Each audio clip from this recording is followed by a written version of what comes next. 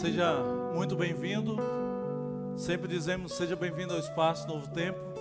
A nossa comunidade é uma comunidade para você ser, para você pertencer, para você envolver e para você transformar. Hoje o tema dessa manhã é um tema muito especial. É um tema que fala sobre adoração sem igreja, sem o templo.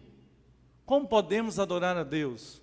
Algumas pessoas andam tristes e desanimadas porque simplesmente imaginam que pelo fato de não estarem se reunindo na casa de Deus, no templo do Senhor, não podem de alguma forma adorar a Deus. E eu quero junto com você estudar nessa manhã, o tema é adoração sem igreja. Está baseado em João capítulo 4, verso 20 a 24. Eu desafio você a abrir sua Bíblia agora, onde você estiver. Vai ser colocado na tela, no que a gente for falando. O tema é adoração sem igreja, sem um templo. Está baseado em João capítulo 4, verso 20 a 24. Pode pôr na tela o texto. Eu convido você a ler junto. Nossos pais adoravam nesse monte. Já abriu aí a Bíblia? Diz assim: nossos pais adoravam nesse monte. Vós, entretanto, dizeis que em Jerusalém é o lugar onde se deve adorar. Disse-lhe Jesus: mulher, podes crer-me que a hora vem, quando neste monte, nem em Jerusalém adorareis o Pai. Vós adorais o que não conheceis, nós adoramos o que conhecemos, porque a salvação vem dos judeus. Mas vem a hora, e já chegou, em que, e agora atente para esse versículo, mas vem a hora, e já chegou, em que os verdadeiros adoradores adorarão o Pai, em espírito e em verdade, porque são estes que o Pai procura para seus adoradores. Quero refletir com você nesse tema. A gente não vai estar sobre a história propriamente dita da mulher samaritana, mas nós iremos tirar algumas lições importantes dessa história. Primeiro, a adoração é um impulso natural do coração humano. Talvez você não saiba, ou se você sabe, você precisa relembrar. Você foi criado, fomos criados para adorar, fomos criados com um potencial muito grande de adoração. O Criador nos fez para adorá-lo, isso é muito importante você saber. Você foi criado para ser um adorador. É verdade que alguns talvez não vivem uma vida de adoração, mas Deus, em sua palavra, deixa muito claro: fomos criados com o propósito de adorar ao nosso Deus. Amigos, o pecado desconfigurou nossas afeições. Deus nos configurou para adorarmos, mas o pecado nos leva muitas vezes a adorar, ou deixar de adorar a Deus, ou mesmo adorar quem não deveria ser adorado, ou o que não deveria ser adorado. Sabendo dessa possibilidade, queridos, o inimigo de Deus, o diabo, Satanás, busca meios de ser adorado pelos filhos de Deus, que foram criados para serem adorados para adorar o próprio Deus. Amigos, dessa forma, o inimigo tem tentado conseguir a nossa adoração. E ele é tão ousado, diz a Bíblia em Mateus capítulo 4, verso 8. 4, verso 8 a 10, diz o seguinte: levou ainda o diabo a um monte alto, mostrou-lhe todos os reinos do mundo e a glória deles. E lhe disse, olha a ousadia, disse para Jesus: tudo isto te darei, se prostrado me adorares. Então Jesus lhe ordenou: retira-te, Satanás, porque está escrito. E olha o que Jesus falou: ao Senhor teu Deus adorarás, e só a Ele darás culto. Amigos, essa é um texto que mostra o inimigo de Deus, o seu objetivo de conseguir a nossa adoração. Ele foi capaz de tentar o próprio Jesus, nessa tentativa de querer a nossa adoração, de querer ser adorado. Ele chegou ao ponto de pedir a adoração do próprio Jesus. Voltando à história da mulher samaritana, Jesus nos ensina que a adoração não é um programa que se realiza dentro de um templo, de uma igreja. Não é um programa com data e hora marcado. Não é uma experiência que se vive somente no templo. A adoração, segundo a história da mulher samaritana, é uma experiência que independe do local onde você estiver, você pode adorar ao nosso Deus. Veja, por exemplo, esse comentário bíblico adventista no volume 5, na página 1040. Diz assim: Jerusalém era o lugar designado para adoração e continuaria assim por mais um breve tempo. Mas a verdadeira adoração poderia começar já. O que contava não era onde, mas a quem adorava e como fazia. Vejam, até então Jerusalém era um local de adoração do povo de Deus. Mas diz o comentário bíblico que isso não duraria por muito tempo, porque as pessoas agora poderiam começar a adorar onde estivessem. O que cantava não era mais onde, mas a quem adorava e como fazia essa adoração a Deus. Jesus ofereceu para aquela mulher, bem interessante, que ele ofereceu a água viva para a salvação. Jesus, a sua conversa se desenvolveu em torno de adoração, a despeito dele ter oferecido a água da vida, a água viva, a água que aquele que toma nunca mais tem sede.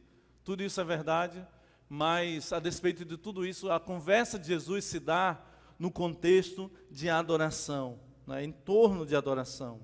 Porque a adoração, queridos, não é um ato pontual. Adoração não é um ato pontual. Adoração não é um ato pontual, nem um estilo de vida, mas é a própria existência. É a condição de salvo. É a condição de quem está salvo. A adoração é um estilo, não é somente um estilo de vida, mas é o nosso próprio ser, o nosso próprio existir. A adoração é a essência do nosso ser. Se eu pudesse destacar um tema central dessa mensagem, seria: Deus está procurando por verdadeiros adoradores, os quais o adoram, independente de lugares e circunstâncias. Talvez nesse momento você está adorando a Deus na sua casa, na sala da sua casa, quem sabe na sua cama, assistindo no seu quarto, no seu celular. Quem sabe você está assistindo num local, no carro, não sei. Até mesmo alguma igreja está transmitindo esse culto, não sei. Mas Deus está procurando, independente do lugar e das circunstâncias, pessoas que o adorem em espírito e em verdade. Mas o que a Bíblia nos ensina sobre adoração? Eu quero destacar o primeiro ponto. A adoração visa agradar o coração de Deus, não o nosso. Esse primeiro ponto eu quero, junto com você, meditar na palavra de Deus.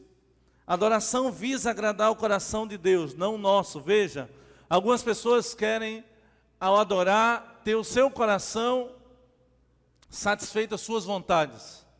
Alguns até chegam na casa de Deus e dizem assim: não gostei do culto hoje. Está adorando segundo a sua vontade. Não gostei daquela mensagem, daquele pastor, daquele pregador. Eu não gostei daquela música que cantaram, eu não gostei do louvor. Eu não gosto daquele culto. Eu não gosto daquele culto. Queridos, a Bíblia nos diz que Deus se agradou da oferta de Abel. Veja Gênesis capítulo 4, verso 4. Gênesis capítulo 4, verso 4. Você pode pôr na tela? Diz assim, Gênesis capítulo 4, verso 4. Abel, por sua vez, trouxe das primícias do seu rebanho e da gordura deste. Olha o que diz a Bíblia sobre a adoração de Abel. Agradou-se o Senhor de Abel e de sua oferta. Ok? Estamos falando sobre que a adoração visa agradar o coração de Deus, não do adorador, não nosso. Portanto, queridos, Deus se agradou da oferta de Abel. Agora você sabe que Caim tentou levar o melhor, tentou fazer diferente, tentou oferecer aquilo que Deus não pediu. E Deus não se agradou da sua oferta. Porque afinal de contas, a adoração visa agradar o coração de Deus, não o nosso, o de Deus. Deus também, a Bíblia diz, Gênesis capítulo 8, verso 21. Vamos ler? Gênesis 8, verso 21. E o Senhor aspirou o suave cheiro e disse consigo mesmo: não tornarei a amaldiçoar a terra por causa do homem, porque é mau o desígnio íntimo do homem desde a sua mocidade, nem tornarei a ferir todo vivente como fiz. Aqui está falando no contexto do dilúvio, e aqui Deus aspirou o cheiro da fumaça do holocausto que Noé ofereceu a ele. E como consequência, Deus abençoou Noé. Como consequência, Deus aceitou a sua adoração, porque ele fez aquilo que Deus pedia que se fizesse num momento como esse. Há um segundo ponto que eu quero destacar, o que a Bíblia nos ensina sobre a verdadeira adoração. Primeiro, repetindo, a adoração visa agradar o coração de Deus, não o nosso. Segundo ponto, a adoração é sempre uma reação ao que Deus faz ou do que Ele revela a cada um de nós. Por exemplo, a adoração sempre é uma resposta ao que Deus faz ou ao que Ele revela a cada um de nós. Por exemplo, em Gênesis 12, verso 7, vamos ler. Gênesis 12, verso 7 diz assim: apareceu o Senhor a Abraão e lhe disse: darei à tua descendência essa terra. Agora em resposta ao aparecimento do Senhor e a sua promessa, ali edificou Abraão um altar ao Senhor que lhe aparecera. Portanto, a adoração é sempre uma reação ao que Deus fez ou ao que Ele revela. Eliezer, por exemplo, em Gênesis capítulo 24, verso 26, quando Deus responde a sua oração, olha, quando ele tem sua oração respondida, olha a atitude de um adorador diante da reação do que Deus fez ou do que Ele se revela. A Bíblia diz: então se inclinou o homem e adorou ao Senhor. Vejam, a adoração é uma resposta ao que Deus faz, ao que Deus fez, ao que Deus está fazendo. E você pode adorar a Deus até pelo que Ele fará. Amém? Que bênção, não? Que alegria poder contar com esse Deus que é muito maravilhoso. Queridos, a Bíblia também apresenta que Jacó fez uma coluna de pedra como memorial ao Deus que revelou sua graça. Gênesis 28, verso 18. Mais um exemplo especial. Tendo se levantado Jacó cedo, de madrugada, tomou a pedra que havia posto por travesseiro, você vai lembrar, e a erigiu em coluna, sobre cujo topo entornou azeite. Veja, Jacó fez uma coluna de pedra como memorial ao Deus que revelou sua graça. Diante da gratidão, porque Deus tinha revelado a sua graça a ele, aquela mesma pedra que ele ora deitara de noite, foi erigida a Deus como memorial de que Deus revelou a sua graça a Jacó. Queridos, também Moisés, diante da santidade de Deus, a Bíblia diz que ele se curvou para a terra. Veja, Êxodo 34, verso 8, leia comigo, diz assim, está falando de Moisés, diante da santidade de Deus, imediatamente, curvando-se Moisés para a terra, fez o quê? O adorou, diz a palavra de Deus. Então aqui alguns exemplos. A adoração é sempre uma reação ao que Deus fez ou da modo como Ele se revela. Queridos, também há um outro exemplo lindíssimo na Bíblia. Jó adorou a Deus diante de uma tragédia. Até nos momentos mais complicados de nossa vida, nós podemos adorar ao nosso Deus. Nos momentos mais difíceis de nossa vida, é quando muitos abandonam a fé, que na verdade deveríamos ir à presença de Deus e o adorar, mesmo nas tribulações.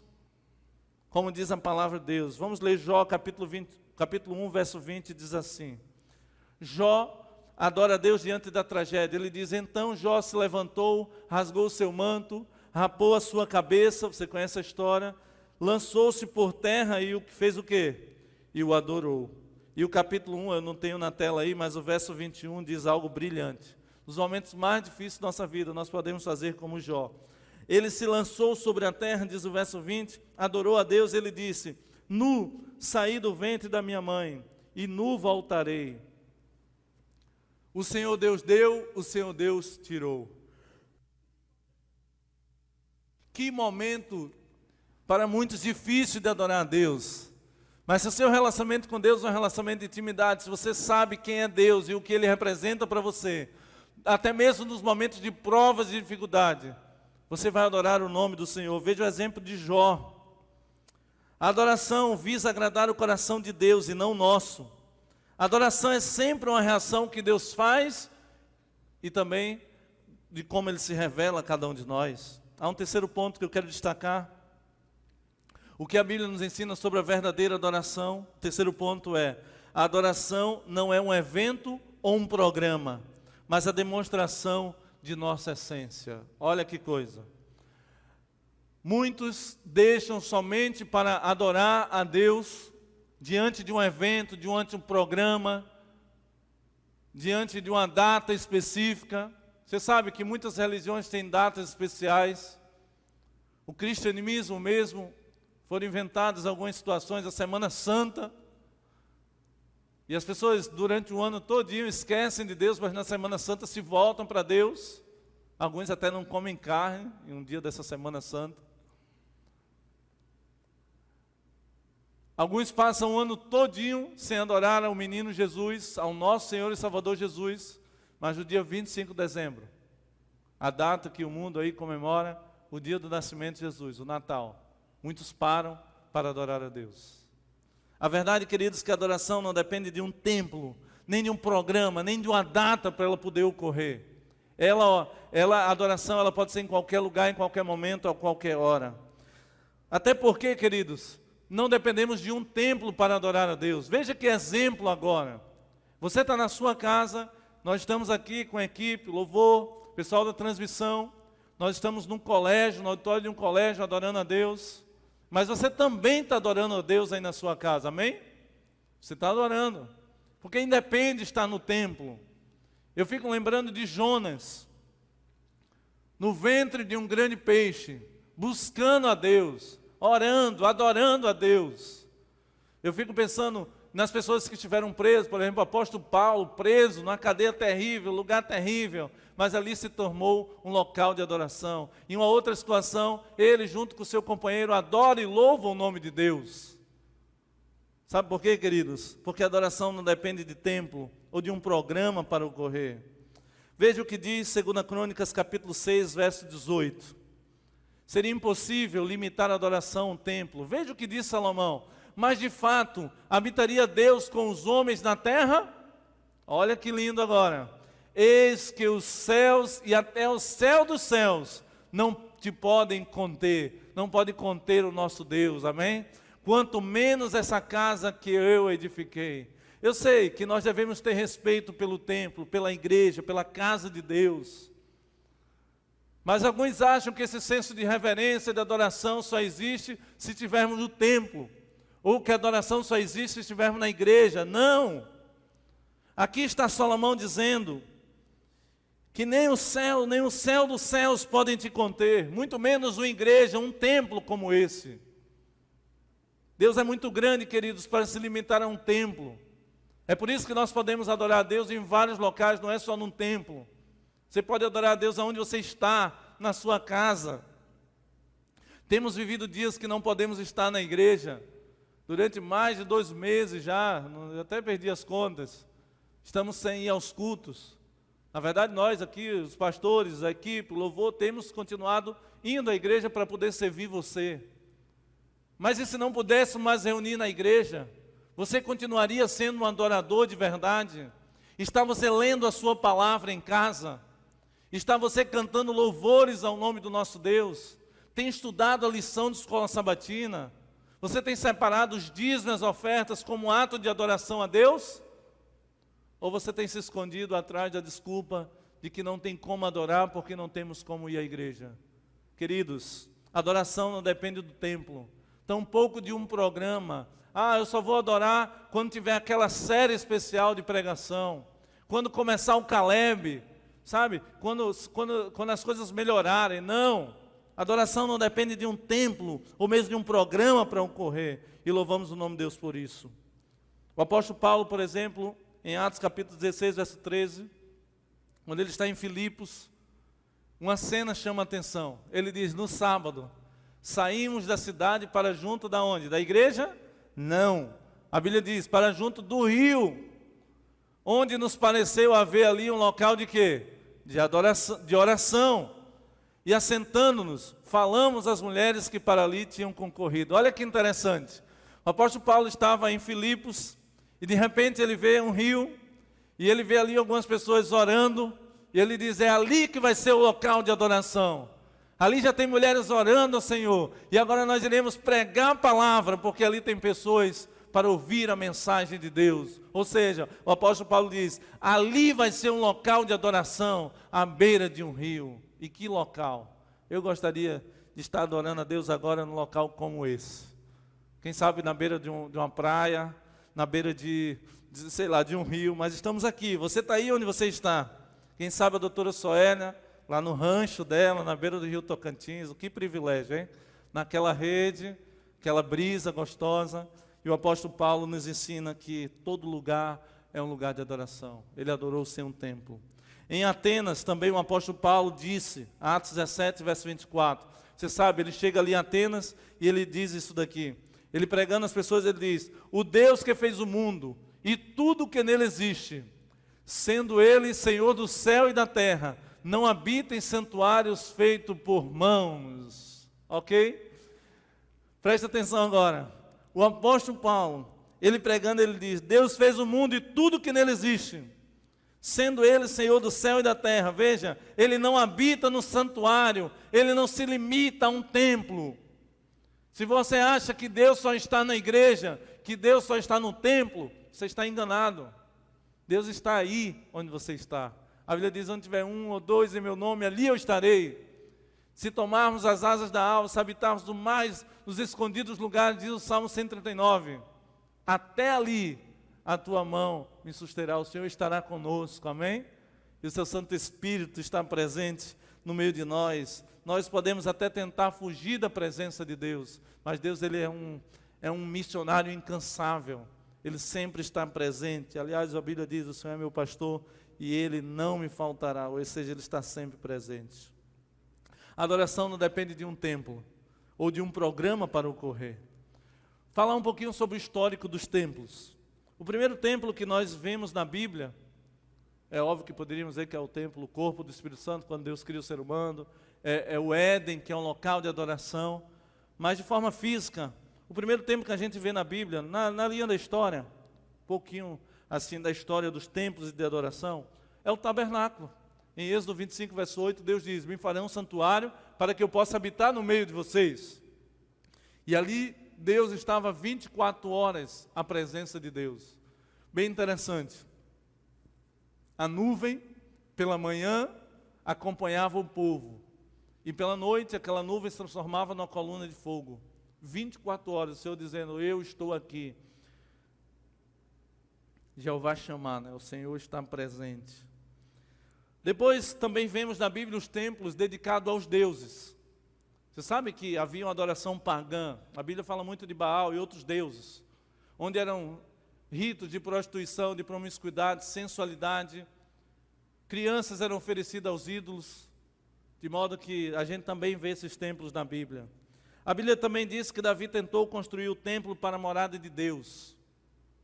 Mas a Bíblia diz que não foi ele que construiu, Salomão. O templo é apresentado como lugar de contemplar a beleza e a santidade do nosso Deus. E é um local também de louvor. Interessante. Salmo 27, verso 4 diz assim, sobre esse contexto de adoração. Uma coisa eu peço ao Senhor e a buscarei, que eu possa morar na casa do Senhor todos os dias da minha vida, para contemplar a beleza do Senhor e meditar no seu templo. Olha como Davi enxergava o templo. É verdade que esses textos, esse desejo de estar na casa de Deus não era necessariamente do templo, mas a cidade de Sião, o monte de Sião, ou seja, a cidade do povo de Deus era considerado um local de adoração também. Salmo 84, verso de 1 a 4, é um texto lindíssimo, diz assim, Salmo 84, verso de 1 a 4. Quão amáveis são os teus tabernáculos, Senhor dos exércitos. A minha alma suspira e desfalece pelos átrios do Senhor. E o meu coração e a minha carne exultam pelo Deus vivo. Pardal encontrou a casa, olha que linguagem poética, e a andorinha ninho para si, onde acolhe os seus filhotes. Eu, os teus altares, assim como o pardal encontrou o ninho, e ele diz, eu encontrei os teus altares, seus desertos. Ele diz, Rei meu e Deus meu, bem-aventurados, felizes os que habitam em tua casa, louvam-te perpetuamente. Olha que visão interessante da casa de Deus do templo. Associado ao monte de Sião, a cidade do povo de Deus. Salmo 122, verso 1. A gente vai pôr na tela, mas você conhece. Alegrei-me quando me disseram, vamos à casa do Senhor. E a casa do Senhor no contexto não somente do templo, local de adoração, mas as casas como a cidade, o monte de Sião, né? Era também um local considerado como local de adoração, como falamos no início, que era a cidade onde concentrava toda a adoração. Depois vieram as sinagogas, que eram espaços multifuncionais, principalmente após o exílio babilônico. Os sermões de Jesus, olha Jesus inovando. Há quem tem raiva de inovação. Quem acha que tem que ser estático, tem que ser o púlpito, tem que ser, somente aquele local. As pessoas entrando, aquele ritual todo. Mas Jesus foi um quebrador de paradigmas. Nunca de princípios, de paradigmas. E o templo para Jesus muitas vezes foi a montanha. O sermão da montanha. O templo foi o quê? A montanha, a natureza. A praia, a sinagoga e tantos outros lugares. Os anexos do templo, depois a gente vê isso. Já chegando agora no tempo da igreja primitiva, do Novo Testamento, as pessoas se reuniam-se na igreja, nas casas, na igreja oikos, nos pequenos grupos. É isso mesmo. Você faz parte de um pequeno grupo, é assim que se reunia a igreja nos templos de Jesus. Nas catatumbas, durante a perseguição, muitos cristãos adoravam a Deus dessa forma. Você sabe que o cristianismo cresceu de uma forma que se tornou uma ameaça para o império. E Constantino, quando ele se converte, essa pseudo-conversão, como dizem alguns, ele traz consigo alguns rituais de adoração para o meio do povo de Deus. E ele teve uma ideia assim, absolutamente fantástica aos olhos humanos. Como as pessoas se reuniam nas casas e o cristianismo era como uma praga, dizem os historiadores. Quanto mais se matava cristão, mais se multiplicava cristãos. E o império não tinha poder sobre as pessoas, sobre o que elas estavam fazendo, sobre o que elas estavam fazendo nas suas casas. Constantino decide fazer algo interessante. Ele diz, construiremos uma catedral, um templo enorme para o nosso Deus. E todos agora vão vir adorar nesse templo.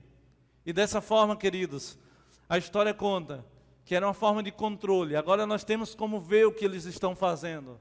E essa foi uma das piores desgraças que aconteceu no cristianismo. Porque aonde ministravam várias pessoas, agora somente o clero, um grupo pequeno de pessoas, se concentravam e dirigiam a adoração. E a maioria das pessoas viraram expectantes. A reforma, por exemplo, os valdenses, voltando agora à reforma, os valdenses se apropriaram desses modelos de catedrais também. E o que dizer dos valdenses, liderados por Pedro Valdo, um homem rico, que dedicou sua fortuna à produção da palavra de Deus para ser distribuída às pessoas. Os valdenses nas cavernas e nas montanhas adoravam o nome do Senhor, sendo muitas vezes perseguidos, diante da morte, da perseguição. A Bíblia diz que os valdenses adoravam a Deus, ou a história conta, perdão. Os templos modernos têm sido usados, os grandes templos, para atrofiar o dom das pessoas. Igrejas que só se concentram na adoração no templo são igrejas fracas, porque apenas poucas pessoas ministram. E muitos ficam só vendo, ouvindo, esquentando o banco, como diz alguns. Uma igreja que está em pequenos grupos, que vive essa experiência de viver em comunidade, é uma igreja forte, porque a despeito das poucas pessoas que ministram na frente, elas podem também participar da adoração. Elas podem ministrar nas casas, dos lares. Hoje a gente vê muito a questão programa plateia. A preocupação muito grande das pessoas em não somente fazer programas, mas também de ter uma plateia para assistir esses programas. E acontece que num culto, muitas vezes 10 pessoas no máximo trabalham e a maioria ficam como expectantes. Se limitam à adoração e à vida cristã a simplesmente a vinda no templo. E muitos não fazem nada durante a semana, ou mesmo quando estão fora do culto. Veja o que diz Ellen White no comentário Profetas e Reis. Diz assim: e quando os princípios vitais do reino de Deus são perdidos de vista, quando os princípios vitais do reino de Deus são perdidos de vista, que as cerimônias se tornam numerosas e extravagantes. Olha aqui puxão de orelha. É quando a edificação do caráter é negligenciada, quando falta o adorno da alma, quando é desprezada a simplicidade da piedade, que o orgulho e o amor da ostentação reclamam magnificentes igrejas, esplêndidos adornos e imponentes cerimônias. Pode continuar o próximo slide? Mas em nada disto, Deus é honrado. Ele avalia a sua igreja, guarde isso no coração, não pelas vantagens externas, não pelo tamanho do templo, não pela exuberância das luzes, das cores, não pela quantidade de pessoas que estão no templo adorando, mas, diz ela, pela sinceridade, pela sincera piedade que a distingue do mundo. Amigos, a adoração no tempo do fim, você sabe, chegará o tempo que essa igreja, os cristãos serão perseguidos. Chegará o tempo onde as pessoas não poderão estar na casa de Deus. Deixa eu fazer só uma pergunta para você. Você está aproveitando os momentos que você tem hoje em liberdade de culto para estar na casa de Deus? Chegará um momento que você não mais poderá. E essa pandemia tem servido como um exemplo de quanto muitas vezes nós deixamos de estar na casa de Deus. Quantas vezes não temos compromisso em chegar na hora da casa de Deus. Quantas vezes estamos no culto desesperados, querendo que o culto acabe logo. Vai chegar um dia, queridos, diz a Bíblia, Amós capítulo 8, verso 11, que as pessoas vão querer estar na casa de Deus. As pessoas vão querer ouvir da palavra de Deus. E a Bíblia diz que Deus vai mandar fome e sede da palavra de Deus. Não fome de pão, não sede de água, mas fome e sede de ouvir a palavra de Deus. E a palavra de Deus diz que vão correr de norte a sul, de leste a oeste, porém não mais encontrarão. É por isso que sempre digo, queridos, buscai ao Senhor enquanto se pode achar. Aproveite as oportunidades. Quando tudo isso passar, vá à igreja. Busque ao nome do Senhor. Adore aonde você está, na sua casa, no seu pequeno grupo, aonde você estiver. Lembre-se de adorar, de buscar o nome do Senhor. Queridos, adoração no tempo do fim. Não teremos igrejas, não teremos programas, não teremos mais atividades como temos todos os sábados, quartas e domingos. Você já deverá estar acostumado a estar na casa, adorando a Deus, independente da casa de Deus. A Bíblia fala que devemos ter uma entrega total a esse Deus. Abra sua Bíblia em Romanos capítulo 12, verso 1 e 2, diz assim: rogo-vos, pois, irmãos, pela misericórdia de Deus, que apresenteis o vosso corpo como sacrifício vivo, santo e agradável a Deus, que é o vosso culto racional. Queridos, diz assim: e não vos conformeis com este século, com esse mundo, mas transformai-vos, amigos, pela renovação da vossa mente, para que experimenteis qual seja a boa, agradável e perfeita vontade do nosso Deus. A Bíblia diz que devemos oferecer a Deus como sacrifício vivo a nossa adoração. A Bíblia diz que devemos oferecer um culto racional, sabe? Um sacrifício vivo não depende de um templo físico. Você é a igreja onde você está. O seu lar é uma igreja. O seu pequeno grupo é uma igreja. Lá na escola é um lugar de adoração. No trabalho, na faculdade, enfim, aonde você está. Aí você diz assim: pastor, mas qual é o papel do templo e do culto e dos programas da igreja para os nossos dias hoje? A Bíblia nos dá um conselho em Hebreus capítulo 10, verso 25, diz assim: não deixemos de congregarmos, como é costume de alguns, antes façamos as demonstrações, e tanto mais quanto vedes que o dia se aproxima. O conselho do apóstolo Paulo é que não deixemos de congregar, que não deixemos de ir à igreja. Veja, em nenhum momento ele diz que é somente na igreja que devemos adorar.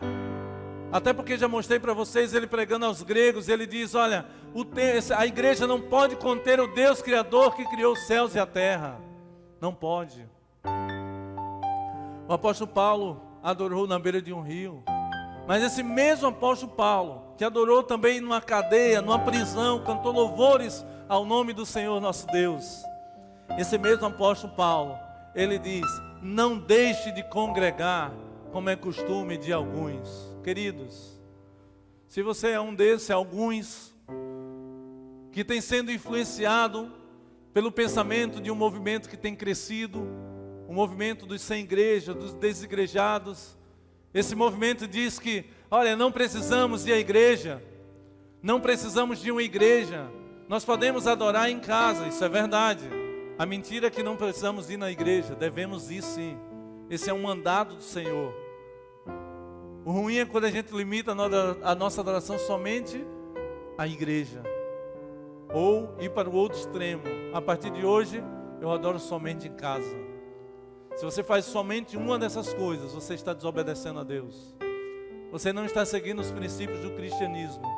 E a Bíblia diz que a adoração deve ser feita também, não devemos deixar de ir na igreja. Aliás, quanto mais perto estivermos da volta de Jesus, mais devemos ir à casa de Deus. Olha que conselho do apóstolo Paulo. Qual é o papel da igreja hoje? Quero dar apenas 3 razões e terminar a mensagem dessa manhã.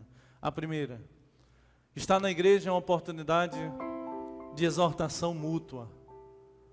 Por exemplo, agora eu estou conversando com você, eu estou exortando você na palavra de Deus, eu estou desafiando você a estar na igreja, a adorar a Deus no seu pequeno grupo, na faculdade, na escola, no trabalho, no seu quarto aí. Eu sei que alguns estão assistindo um culto aí deitados na cama, no celular. Eu sei. Eu sei que alguns estão aí na sala de casa. Esse local agora é um local de adoração, amém? E através dessa adoração, está aí um propósito pelo qual você deve ir à igreja, estar conectado com os cultos da igreja. É uma oportunidade de exortação, é uma oportunidade de salvação, é uma oportunidade de adoração ao nosso Deus. A segunda razão pelo qual nós devemos continuar indo à casa de Deus. É na casa de Deus que nós somos instruídos também. Os pastores, os pregadores, a instrução bíblica acontece nesse local. Daqui a pouco teremos os lições da Bíblia, o estudo da lição que é feito em casa e é complementado aqui na casa de Deus. A segunda razão é que esse é um local de instrução bíblica. E a Bíblia nos orienta a instruirmos e sermos instruídos na palavra. E a terceira razão, veja, a terceira razão que eu estou dando para ir à igreja, que a igreja também, veja o que eu estou falando, também é um local de culto, é um local de adoração. Não é o único, também é um local de adoração. Concluo recapitulando os pontos, o que a Bíblia nos ensina sobre a verdadeira adoração. A adoração visa agradar o coração de Deus, não o nosso. A adoração é sempre uma reação ao que Deus faz ou do que Ele revela. A adoração não é um evento ou um programa, mas é a demonstração da nossa essência. Abraão ofereceu Isaque em sacrifício porque ele era um servo. A viúva pobre deu suas últimas moedas porque ela era uma cooperadora de Deus. A adoração não é um evento, nem um programa, mas a demonstração de nossa essência. As manifestações de adoração são o resultado daquilo que nós somos, daquilo que nós entendemos, daquilo que nós entendemos receber do nosso Deus, e a resposta sempre vai ser uma atitude de adoração. Um quarto ponto pelo qual a Bíblia ensina sobre a verdadeira adoração, que a adoração não depende do templo ou de um programa para ocorrer. Guarde isso no seu coração. Não é o lugar o que determina a nossa adoração, mas a quem adoramos, a forma como adoramos, que deve ser em espírito e em verdade. Não importa o lugar, não importa o momento, você pode adorar a Deus, desde que adore em espírito e em verdade. Sabe qual é a boa notícia? Deus ainda está procurando verdadeiros adoradores. E é um privilégio para cada um de nós estarmos entre aqueles que adoram a Deus em espírito e em verdade. Quando o culto, a transmissão terminar, quando as câmeras se desligarem, quando as luzes se desligarem, quando o som for desligado, quando nós formos para casa, quando você desligar seu smartphone, sua TV, enfim, continue adorando. Quando o louvor que será cantado terminar, continue louvando a Deus. Quando as músicas cessarem na transmissão no culto, ou mesmo quando acabar um culto, quando estivermos presencialmente, lembre-se, continue adorando. Adore a Deus no trabalho, na faculdade, adore a Deus no seu namoro, no seu casamento, na sua família. Adore a Deus em tudo que você fizer. Aqueles que estão aqui ministrando a Deus, adorem a Deus através do seu talento, através do seu compromisso de dar o melhor para a causa do nosso Deus. Adore a Deus quando você receber o seu salário. Reconheça a Deus que tudo vem da mão de Deus e nós o devolvemos em forma de gratidão. Esse evangelho precisa continuar sendo pregado. Várias pessoas precisam se tornar adoradores verdadeiros. Por isso nós podemos continuar adorando ao nosso Deus. Será que há alguém aqui agora que está nos ouvindo, que mesmo sem um templo, quer ser essa igreja, quer continuar adorando ao nosso Deus? Aonde você está, eu quero terminar orando pela sua decisão, pedindo a Deus que faça de você um verdadeiro adorador. Feche seus olhos, vamos falar com o nosso Deus. Nosso Pai querido, louvado Senhor seja o Teu nome pela alegria e pelo privilégio de podermos Te adorar nos mais variados locais.